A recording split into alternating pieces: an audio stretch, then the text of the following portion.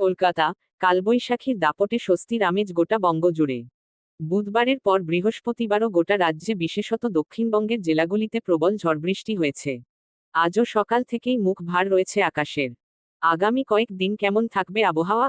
বৈশাখীর দাপটে স্বস্তির আমেজ গোটা বঙ্গ জুড়ে।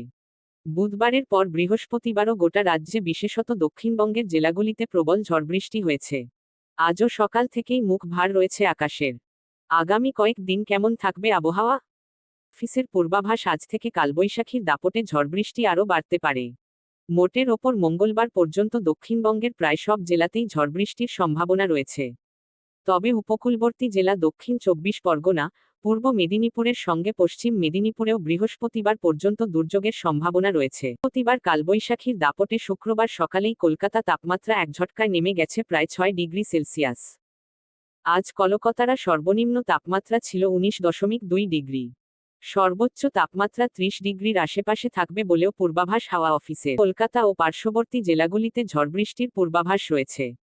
আজ থেকে রবিবার পর্যন্ত কলকাতা ও পার্শ্ববর্তী এলাকা 30-40 কিলোমিটার বেগে ঝোড়ো হাওয়া বইতে পারে। তবে সোমবার, ভোট গণনার দিন কলকাতায় দুর্যোগের কমলা সতর্ক জারি করা হয়েছে। এই দিন 50-60 কিলোমিটার বেগে ঝোড়ো হাওয়া বইতে পারে। রবিবার ও সোমবার ঝড়বৃষ্টি বাড়তে পারে হাওড়া, হুগলি, উত্তর ও দক্ষিণ 24 পরগনা, পশ্চিম মেদিনীপুর ও পূর্ব ও পশ্চিম বর্ধমানে।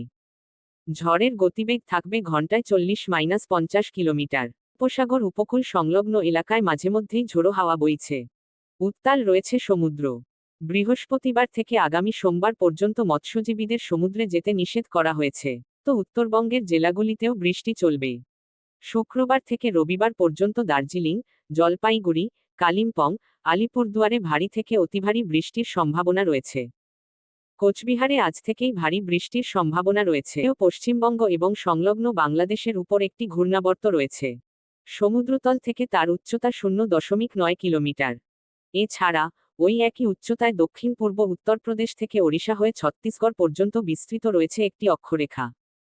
এর ফলে বঙ্গোপসাগর থেকে প্রচুর পরিমাণে জলীয় বাষ্প স্থলভাগে প্রবেশ করছে।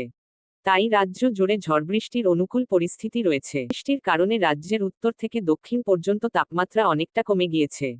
আগামী 7 দিনে তাপমাত্রার আর তেমন কোনো পরিবর্তনের সম্ভাবনা নেই।